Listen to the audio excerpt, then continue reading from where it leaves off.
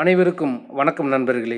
இன்றைய காணொளியில் நம்ம பார்க்க இருப்பது என்ன அப்படின்னா 14/9/2024 அன்று தமிழகம் முழுவதும் டிஎன்பிஎஸ்சி குரூப் 2 தேர்வுக்கான தேர்வு நடைபெற்றது. அந்த தேர்வுகளுக்கான விடைகள் எக்ஸாம் முடிஞ்சதுமே அந்தந்த ஸ்டடி சென்டர்லேருந்து தெரிஞ்சவங்க பதிவேற்றம் செஞ்சுருந்தாங்க. ஆனால் அது உண்மையா பொய்யா அப்படிங்கிறத நம்ம கம்பேர் பண்ண போகிறோம். அதாவது 23ஆம் தேதி என்ன பண்ணியிருக்காங்க அப்படின்னா டிஎன்பிஎஸ்சியோடைய வெப்சைட்லேயே அதிகாரப்பூர்வ டென்டேட்டிவ் அதாவது உத்தேச விடை குறிப்புகள் வெளியிட்டிருக்காங்க. அந்த விடை குறிப்புகளை தான் நம்ம இந்த காணொலியிலேயே ஒவ்வொரு பகுதியாக பார்க்க போகிறோம். இந்த பகுதியில் நம்ம எதை பார்க்க போகிறோம் அப்படின்னா முதல்ல பொது தமிழ் மற்றும் பொது அறிவு இந்த ரெண்டையுமே நம்ம பார்க்க போகிறோம். முதல்ல நம்ம பொது தமிழை பார்க்குறோம், அடுத்ததாக பொது அறிவை பார்க்குறோம், கடைசியாக ஜென்ரல் இங்கிலீஷை பார்க்க போகிறோம். இந்த உத்தேச விடை குறிப்பானது இறுதி விடை குறிப்பு அல்ல. இதிலிருந்து நம்ம ஏதாவது ஆன்சர்கள் விடை மாறுபட்டு இருப்பின் அந்த விடையை நம்ம ப்ரூஃபோட டிஎன்பிஎஸ்சிக்கு அனுப்புறதுக்கான ப்ரெஸ் ரிலீஸ் நியூஸும் வெளியிலிட்டிருந்தாங்க. அதையும் நம்ம கடந்த காணொலியில் பார்த்துருந்தோம். அதாவது இது 23ஆம் தேதி வெளியிலிட்டிருக்காங்க. அன்னையிலேருந்து 7 நாட்கள் டைம் கொடுப்பாங்க. அப்போ 30/9/2024 ஏதாவது விடை குறிப்பில் தவறு இருப்பின் அதை நாம் அனுப்பலாம் அப்படின்னு சொல்லியிருக்கிறாங்க. அந்த வெப்சைட் மூலியமாக தான் அனுப்பணும். மின்னஞ்சல் மூலியமாகவோ இல்லை கடிதம் மூலியமாகவோ கொரியரோ எதுவுமே பயன்படுத்தக்கூடாது. பயன்படுத்தினாலும் அதை ஏற்றுக்கொள்ளப்பட மாட்டாது அப்படிங்கிறத தெளிவாக தன்னுடைய பக்கத்தில் கொடுத்துருக்குறாங்க. அப்போது இந்த காணொலியில் நாம் பார்க்க இருப்பது பொது தமிழில் உள்ள 100 வினாக்களுக்கான விடைகளை இந்த காணொலியில் காணலாம்.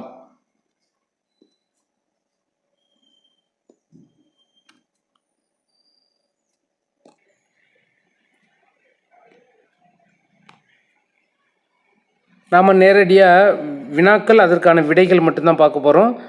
இதோடைய டீட்டெயில்டு ஆன்சர்லாம் அடுத்தடுத்து வரக்கூடிய வகுப்பில் நம்ம பார்ப்போம். அதாவது என்ன அப்படின்னா வினா அதற்குடைய தொடர்புடைய விளக்கங்கள் அது எல்லாமே விரிவாக அடுத்த காணொலியில் காணலாம். முதல்ல 101 நிழல் போல தொடர்ந்தான் இது எவ்வகை உவமை?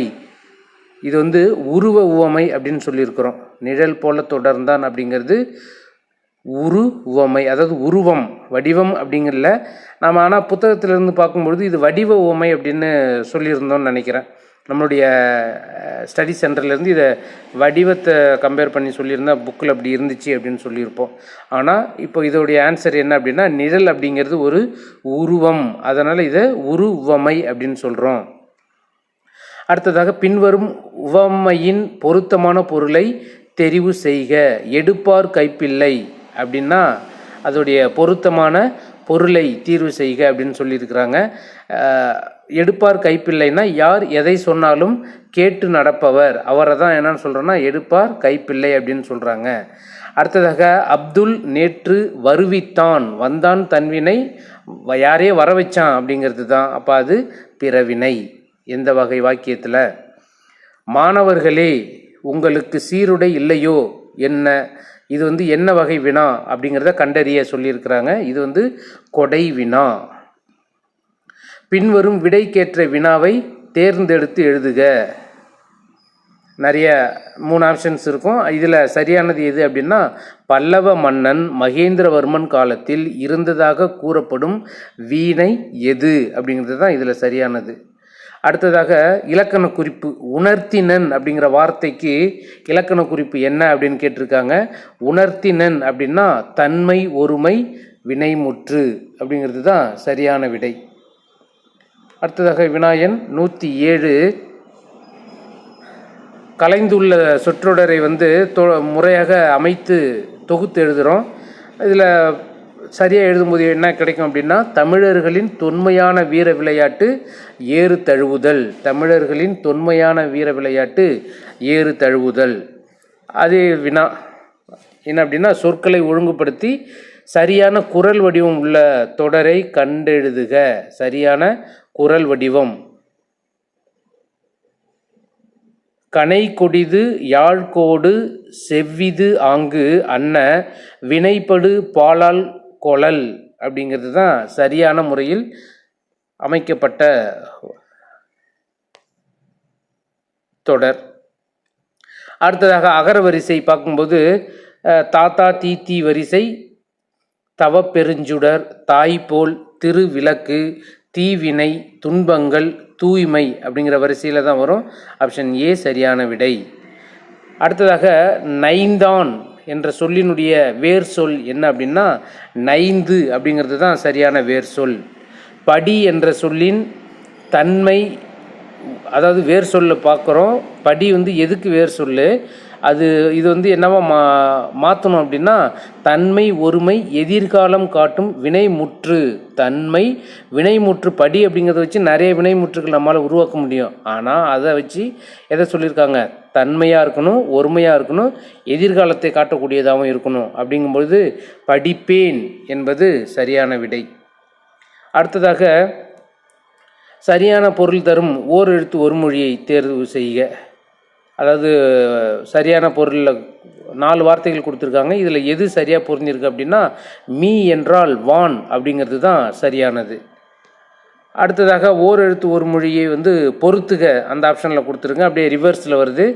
பை என்றால் இளமை. பை என்பது இளமையை குறிக்கக்கூடியது. மே என்றால் அன்பு.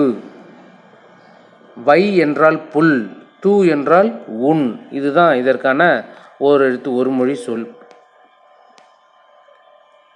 பின்வரும் ஆங்கில சொல்லுக்கு இணையான தமிழ்ச்சொல், அதாவது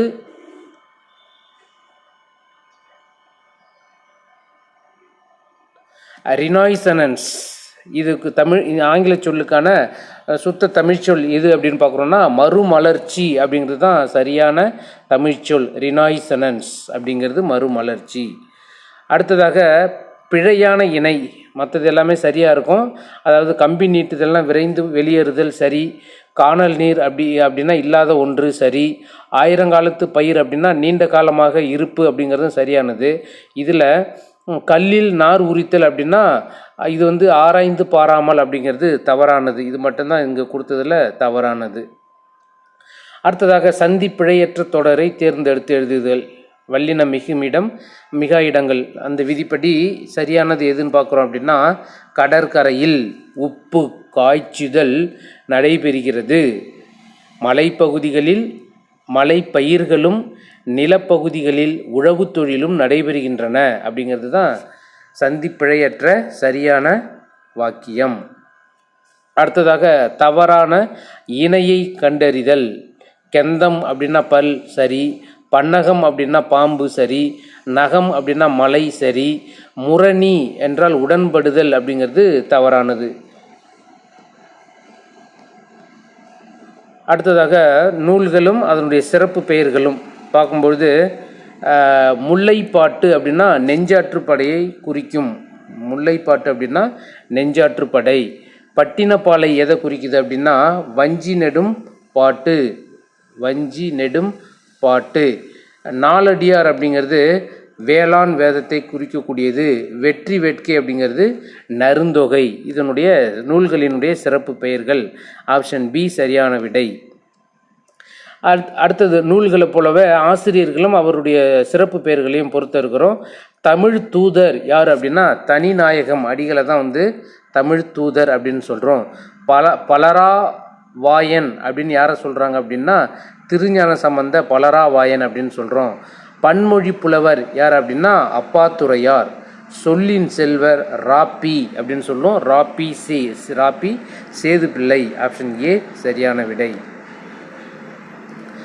ஐம்பெரும் காப்பியம் என்னும் சொற்றொடரை தம் உரையில் குறிப்பிட்டவர் யார்? சிவஞான முனிவரா, மயிலைநாதரா, ஆறுமுக நாவலரா, இளம்பூரணாரா அப்படின்னு பார்த்தோம் அப்படின்னா ஐம்பெரும் காப்பியம் என்னும் சொற்றொடரை தம் உரையில் குறிப்பிட்டவர் மயிலைநாதர். திராவிடம் என்னும் சொல்லை முதலில் குறிப்பிட்டவர் யார்? திராவிடம் என்னும் சொல்லை முதலில் குறிப்பிட்டவர் குமரிலப்பட்டர்.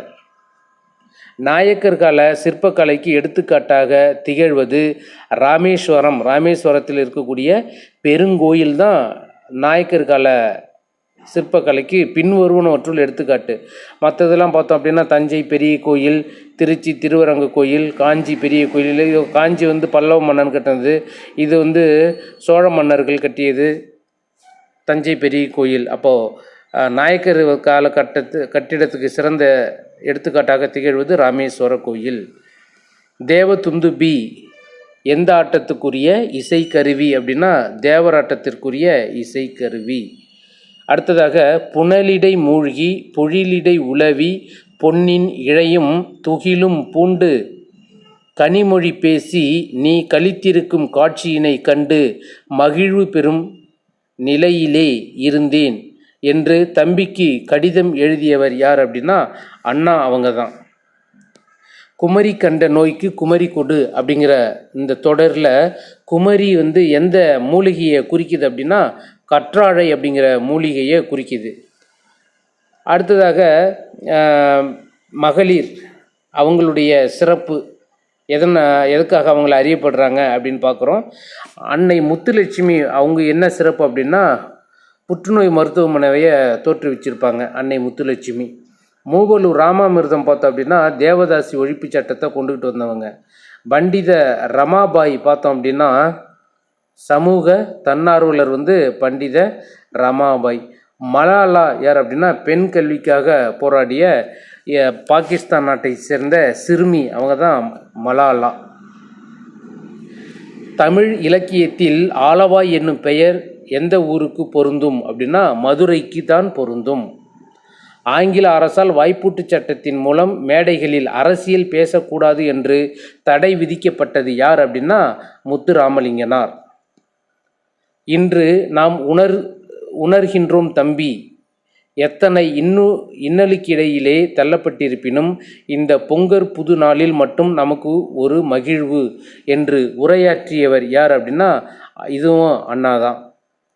அடுத்ததாக சென்ட்ரியூ மற்றும் லிமரைக்கு என்ற புதிய வடிவங்களில் தமிழ் கவிதைகளை தந்தவர் யார் அப்படின்னா ஈரோடு தமிழன்பன் அவர்கள். பாவலர் மணி என்னும் பட்டம் பெற்றவர் யார் அப்படின்னா கவிஞர் வாணிதாசன், அவரை தான் பாவலர் மணி அப்படின்னு சொல்கிறோம்.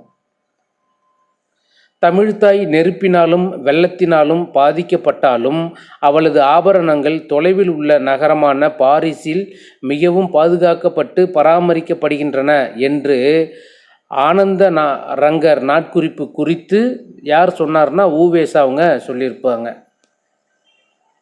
பின் வருவனவற்றுள் ஜெயகாந்தன் இயற்றாத சிறுகதை எது அப்படின்னா குருபீடம் எழுதியிருக்காரு, யுகசந்தி எழுதியிருக்காரு. புதிய வார்ப்புகளும் ஜெயகாந்தன் எழுதினது. ஆனால் அவர் எழுதாதது அறம் அப்படிங்கிற சிறுகதை எழுதலை. ஆண்மையின் கூர்மை என திருவள்ளுவர் எதனை கூறுகிறார் அப்படின்னா பகைவருக்கு உதவுதல் அப்படிங்கிறது தான் ஆண்மையின் கூர்மை அப்படின்னு திருவள்ளுவர் கூறியிருக்காரு. அடுத்ததாக ஒழுகல், இதன் இலக்கண குறிப்பு பார்த்தோம் அப்படின்னா தொழிற்பெயர். அடுத்தது திருக்குறளின் சரியான வரியை கொண்டு நிறைவு செய்க. முதல் அடி கொடுத்துருக்குறாங்க, இரண்டாவது அடி என்னவா வரும் அப்படின்னு கேட்குறாங்க. தம்மீர் பெரியார் தமரா ஒழுகுதல். அடுத்தது இது தொடர்ச்சி என்னவா இருக்கும், வன்மையுள் எல்லாம் தலை அப்படிங்கிறது இதனுடைய தொடர்ச்சியான பாடல் வரிகள். கும்பகர்ணனை எழுப்பும் காட்சியை கண்முன் நிறுத்தும் சந்தம் எது அப்படின்னா உலக்கையால் மாறி மாறி இடிக்கும் ஒத்த ஓசை தான் கும்பகர்ணனை எழுப்பும் காட்சியை கண்முன் நிறுத்தும் சந்தம் உடையது. அடுத்ததாக பின்வரும் பாடல் எந்த படிம வகையை சார்ந்தது என்பதை கண்டறிந்து எழுதுக.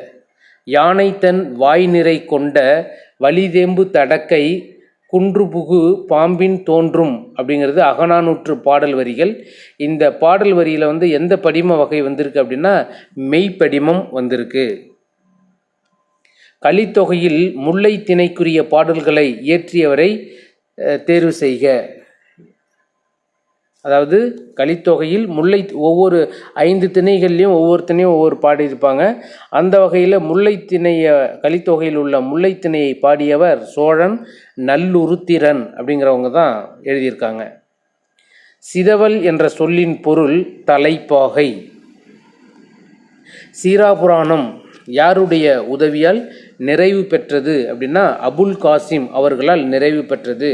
ஆரம்பிக்கும் போது வள்ளல் சீதகாதி உதவி செஞ்சிருப்பார். இடையிலேயே அவர் மரணித்ததால் அதன் பிறகு கொஞ்சம் அதனுடைய நிறைவு பெறுவதில் சுணக்கம் ஏற்பட்டுச்சு. அதன் பிறகு அபுல் காசிம் அவர்கள் உதவி செஞ்சதால தான் உமர் புலவர் வந்து சீரா புராணத்தை நிறைவு பெற வச்சிருப்பார். 2 அடிகள் கொண்ட டேஷால் தொடுக்கப்படும் செய்யுள் வகை கன்னியாகும். எது அப்படின்னா 2 அடிகள் கொண்ட எதுகையால் தொடுக்கப்படும் செய்யுள் வகையை தான் கன்னி அப்படின்னு சொல்கிறோம். அடுத்ததாக சொல்லும் பொருளும் பொறுத்துக இருக்கிறோம். விசும்பு என்றால் வானம். 4 கொடுத்துருப்பாங்க, ஆனால் பாருங்கள் இங்கே 5 கொடுத்துருக்குறாங்க பாருங்கள். விசும்பு என்றால் வானத்தை குறிக்கக்கூடியது. ஓகே, விசும்பு வானம். அடுத்ததாக துளை என்றால் துலாக்கோல் அப்படின்னு சொல்லுவாங்க. துளை என்றால் துலாக்கோல். அடுத்ததாக 3வதாக கனல் என்றால் நெருப்பு. களிறு என்றால் யானை. மறுப்பு என்றால் தந்தம். இதுதான் இதுக்கு. அப்போ ஆப்ஷன் ஏ சரியான விடை. கீர்த்தனை டேஷ் வகைகளுள் ஒன்று. கீர்த்தனை அப்படிங்கிறது சிற்றிலக்கிய வகைகளுள் ஒன்று. சிற்றிலக்கியங்களில் ஒன்று தான் இந்த கீர்த்தனை அப்படிங்கிறது. அடுத்ததாக தெம்மாங்கு பிரித்து எழுதுக. இதில் ஒவ்வொரு தேர்வுலேயும் நாம் வந்து என்ன சொல்லுவோம் அப்படின்னா பிரித்து எழுதுக. இதெல்லாம் வந்து எளிமையாக இருக்கும், அதெல்லாம் படித்து டைம் வேஸ்ட் பண்ண வேணாம்னு நம்ம சொல்லியிருந்தோம். ஆனால் இந்த தேர்வில் கேட்கப்பட்ட ஒரு 3 வினாக்கள் வந்திருக்கும். 3 வினாவுமே மிகவும் கடினமான பகுதியிலேருந்து கேட்டிருப்பாங்க. பெரும்பாலும் இந்த 3 வினாவும் அடித்ததில் 100ல் ஒருத்தவங்க தான் இருப்பாங்க. அதுவும் இந்த வினாவை அடித்தது இன்னும் கம்மியாக தான் இருப்பாங்க அப்படின்னு நினைக்கிறேன். தெம்மாங்கு அப்படிங்கிறத பிரித்து எழுதணும்னா தேன் கூட்டல் பாங்கு அப்படின்னு பிரித்து எழுதலாம். எல்லில் தைலம் போல் எங்கும் நிறைபொருளை உள்ளில் துதித்தே உணர்வடைந்து போற்றீரே. இந்த பாடல் வரியை இயற்றிய சித்தர் யாருன்னு கேட்டிருக்காங்க. யார் அப்படின்னா இடைக்காட்டு சித்தர் தான் இந்த பாடல் வரியை பாடியிருக்கிறாங்க அப்படின்னு சொல்லியிருக்கிறாங்க. இதில் ஒரு சில வினாக்கள் நமக்கு வந்து சந்தேகத்துக்கு உரியதாக இருக்குது. நம்ம அதை ஆதாரத்தோட நம்ம டிஎன்பிஎஸ்சிக்கு அனுப்ப இருக்கிறோம். அதை எது அப்படிங்கிறத நம்ம பிறகு சொல்லலாம். ஒரு சில வினாக்கள் தவறுதலாக இருக்கிறது போல தான் தோணுது. நம்ம இது வரைக்கும் பார்த்தது சரி, ஆனால் ஒரு வினா தவறுதலாக இருக்கிறது போல் தோணுது, அது சொல்கிறோம். அடுத்ததாக திருப்பல்லாண்டு பாடியவர் வந்து பெரியாழ்வார். திருப்பல்லாண்டை பாடியவர் பெரியாழ்வார். தருமசேனர், அப்பர், வாகீசர் என்னும் பெயர்களை கொண்ட சைவ அடியார் யார்னா திருநாவுக்கரசர் அவங்க தான். தமிழ் 3000 எனப்படும் நூலை இயற்றியவர் யார்? திருமூலர். தமிழ் 3000 அப்படிங்கிறது ஒரு நூல் கிடையாது. தமிழ் 3000 வந்து ஒரு நூலினுடைய சிறப்பு பெயர். என்ன அப்படின்னா திருமந்திரம் அப்படிங்கிறது தான் தமிழ் 3000 அப்படின்னு சொல்கிறோம். ஆனால் இது கேட்கப்பட்ட வினா வந்து மறைமுகமாக கேட்டிருப்பாங்க, புரியுதுங்களா? அவங்க என்ன கேட்டிருக்காங்க, தமிழ் 3000 எனப்படும் நூல். தமிழ் 3000 அப்படிங்கிறது நேரடி நூல் கிடையாது, மறைமுக நூல். அந்த தமிழ் 3000 அப்படிங்கிறது தான் திருமந்திரம் அப்படின்னு சொல்கிறோம். இப்போ திருமந்திரத்தை எழுதியவர் திருமூலர். அதனால் தமிழ் 3000 எழுதியவர் திருமூலர். காரிகை கற்று கவி பாடுவதிலும் பேரிகை கொட்டி பிழைப்பது மேல். இந்த தொடரை உணர்த்துவது எது அப்படின்னா கவிதை எழுதுவது அரிது, அதாவது ரொம்ப சிரமப்பட்டு எழுதணும் அப்படிங்கிறது தான் இதனுடைய பொருள். ஆகு பெயர் பயன்படாத பழமொழியை தேர்வு செய்க.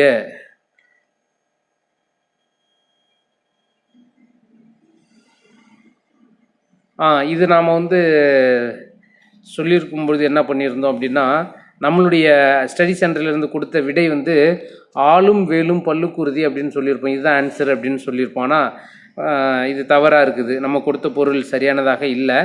ஆளும் அப்படிங்கிறது நேரடியாக வரல. ஆளும் அப்படிங்கிறது ஆலமரத்தை குறிக்கக்கூடியது. வேலும் அப்படிங்கிறது வேப்ப மரத்தை குறிக்கக்கூடியது. ஆனால் நாளும் கிழமையும் அப்படிங்கிறது நாள், இதுவும் பிரச்சனைக்குரியதாக தான் இருக்கும். நாள் அப்படிங்கிறது எந்த நாள், நல்ல நாள் கெட்ட நாள் அப்படின்னு சொல்ல முடியல. ஆனால் நம்ம சொன்ன ஆன்சர் தவறு. அதனால் அதை வாபஸ் வாங்கிக்கிட்டு இந்த ஆன்சரை கரெக்ட் பண்ணிக்கோங்க. ஃபைனல் கீழே எப்படி இருக்குன்னு பார்க்கலாம். நாளும் கிழமையும் நலிந்தோர்க்கு இல்லை அப்படிங்கிறது இதோடைய சரியான விடை. நாளும் கிழமையும். பன்னரும் கோங்கின் நன்னலம் கவற்றி இவ்வடியில் இடம்பெற்றுள்ள எதுகை வகை எது? பன்னரும் கோங்கின்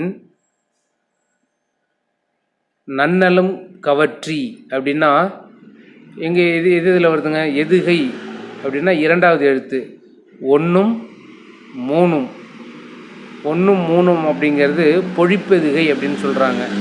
1 3 பொழிப்பு எதுகை. அடுத்ததாக வினாயன் 153 அழகிய குளிர்ந்த கடம்பவனத்தை விட்டு இறைவன் நீங்கினான் அப்படிங்கிறது நாம் இதை நீங்கினான் நாம் இதை பிறவினை அப்படின்னு சொல்லியிருந்தோம். நம்முடைய வினாவில் இறைவன் நீங்கினான், அவன் தான் போயிருக்கான், அவனாவே நீங்கிட்டான். அதில் சந்தேகம் இருக்குது. நம்ம தன்வினை சொன்னோமா பிறவினை சொன்னோமான்னு ஒரு சந்தேகம் இருக்குது. அழகிய குளிர்ந்த கடம்பவனத்தை விட்டு இறைவன் நீங்கினான், அவனாக தான் போயிருக்கான். அப்போ தன்வினை தன்வினை என்பது தான் சரி. அப்போ அங்கேயும் நம்ம தன்வினை தான் சொல்லியிருப்போம். தன்வினை சரியான விடை. எவ்வகை வாக்கியம் என கண்டறிக. இதுலேயும் பாருங்கள், நான் திடலில் ஓடினேன், நான் திடலில் ஓடினேன், நான் தான் ஓடினேன். அப்போ இது தன்வினை.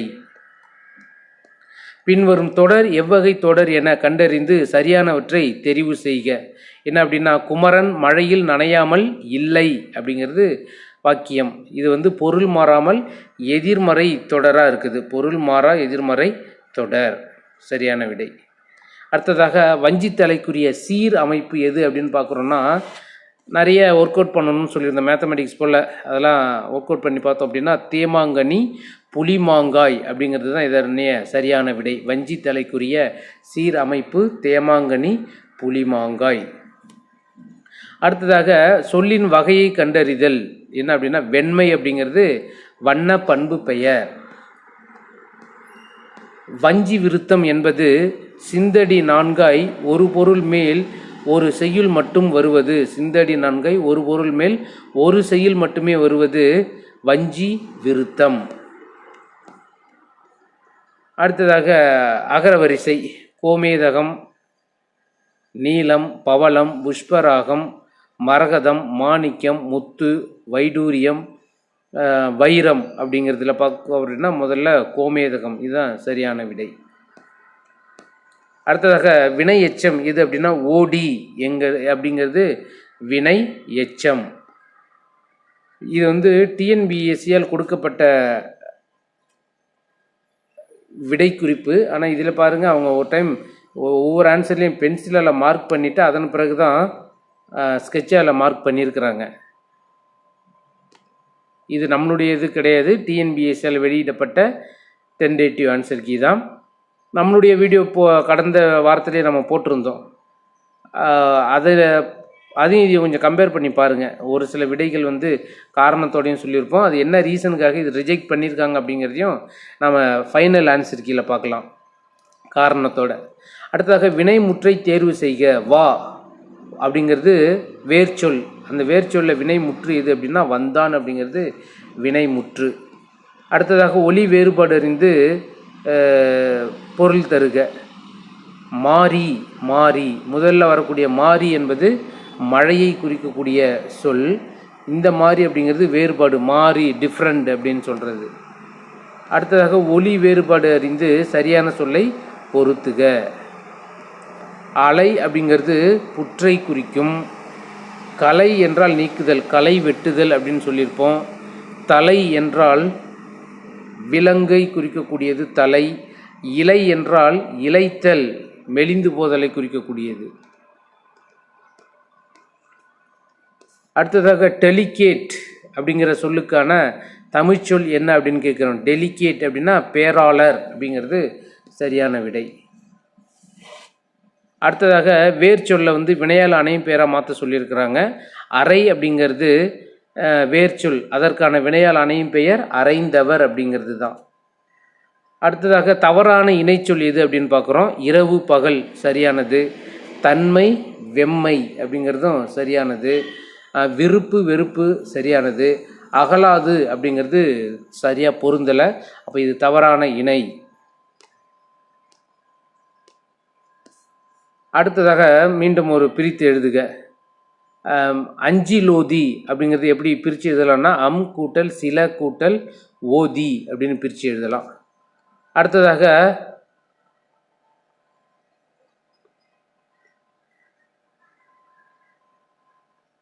ஊன் பொதிய விழா, இது எப்படி பிரித்து எழுதுறதுன்னா ஊன் கூட்டல் பொதி கூட்டல் அவிழா அப்படின்னு பிரித்து எழுதுகிறோம். ஊன் பொதி அவிழா அப்படிங்கும்போது ஊன் பொதி அவிழா அவிழா. நம்ம விடைப்படி பார்த்தோம் அப்படின்னா இந்த வினா நம்ம தவறுதலாக சொல்லியிருந்தோம்னு நினைக்கிறேன். இருந்தாலும் அதையும் கொஞ்சம் செக் பண்ணிக்கோங்க.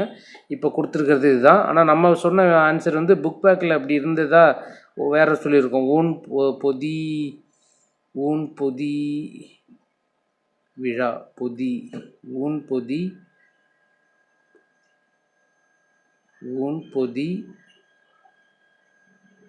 அவிழா. ஓகே, அது பார்த்துக்கலாம். சரியான விடை ஊன் கூட்டல் பொதி கூட்டல் அவிழா அப்படிங்கிறது சரியான விடை. அடுத்ததாக எழுத்து வகை அறிந்து பொருத்துதல், இது நம்ம சரியாக பண்ணியிருப்போம். என்ன அப்படின்னா இயல் அப்படிங்கிறது உயிர் முதல் மெய்யீறு அப்படிங்கிறது. அடுத்ததாக புதிது அப்படிங்கிறது மெய் முதல் உயிரீறு. ஆணி அப்படிங்கிறது உயிர் முதல் மெய்யீறு. வரம் அப்படிங்கிறது மெய் முதல் மெய்யீறு அப்படிங்கிறது சரியான விடை. தமிழ் சொல்லாராய்ச்சியில் உச்சம் தொட்டவர் யார் அப்படின்னா தேவநேய பாவனர். அவர் தான் தமிழ் சொல்லாராய்ச்சியில் உச்சம் தொட்டவர். உவேசா அவர்கள் தனது வாழ்க்கை வரலாற்றை ஆனந்த விகடன் இதழில் எழுதி வந்திருப்பார். ஆனந்த விகடன் சரியானது. தமது தமிழ் கட்டுரையில் வழியாக தமிழை உயர்தனி செம்மொழி என்று பெருமைப்படுத்தியவர் பரிதிமாற் கலைஞர். அடுத்தது வழக்குரைஞராக பணியாற்றிய தமிழ் கவிஞர் பிச்சமூர்த்தி அவர்கள். அடுத்ததாக சிறப்பு பெயர்கள் அதோடைய ஆசிரியர் கூட பொறுத்துறோம். காந்திய கவிஞர் அப்படின்னா நாமக்கல் கவிஞர். உவமை கவிஞர் அப்படின்னா சுரதா. மக்கள் கவிஞர் அப்படின்னா பட்டுக்கோட்டை கல்யாண சுந்தரம். கவிஞர் ஏறு அப்படின்னா யாரை சொல்கிறோம் அப்படின்னா வாணிதாசன். பிசிராந்தையார் என்னும் நாடக நூலுக்காக சாகித்ய அகாதமி விருது பெற்றவர் பாவேந்தர் பாரதிதாசன் அவர்கள். உணவு உடை அடிப்படை தேவை, அந்த தேவை பூர்த்தி செய்தானதும் முதலிடம் புத்தகச்சாலைக்கு தரப்பட வேண்டும் என்று கூறியவர் அறிஞர் அண்ணா அவர்கள். மாந்தன் தோற்றமும் தமிழர் மரபும் என்னும் தலைப்பில் உலக தமிழ் மாநாட்டில் சொற்பொழிவு ஆற்றியவர் தேவநேய பாவாணர் அவர்கள். சோழ நாட்டை ஊட்டி வளர்ப்பது காவிரியாறு, அந்த நதியின் பெருமையாலேயே சோழவள நாடு சோறுடைத்து என்று கவிகள் புகழ்வராயினர் என்று உரை நிகழ்த்தியவர் யார் அப்படின்னா ராப்பி சேதுப்பிள்ளை அவங்க தான் பேசியிருக்காங்க. அடுத்ததாக சங்க இலக்கியத்தின் மொத்த அடிகள் 26,350 அடிகள் சரியானது தான். உலக இலக்கியங்களுள் முதன்மை பெற்றுள்ளவை சங்க இலக்கியங்கள் சரியானது. விரிவாக உருவாக்கப்பட்ட இலக்கியங்கள் உலகின் வேறு மொழிகளிலும் உள்ளன அப்படிங்கிறது தவறானது. அப்போ ஆப்ஷன் ஏ முதல் 2 கூற்று சரியானது, அடுத்த கூற்று தவறானது. மேடை பேச்சு எத்தனை நடைகளை கொண்டு அமைவதாக கூறப்படுகிறது அப்படின்னா 5 வகையாக சொல்கிறாங்க. மேடை பேச்சு 5 நடைகளை கொண்டு உள்ளது. தமிழ் சிறுகதையில் மணிக்கொடி காலம் எந்த தலைமுறையை சார்ந்தது அப்படின்னா முதல் தலைமுறையை சார்ந்தது. கரகாட்டத்தின் துணை ஆட்டமாக ஆடப்படும் ஆட்டம் எது அப்படின்னா மயிலாட்டத்தினுடைய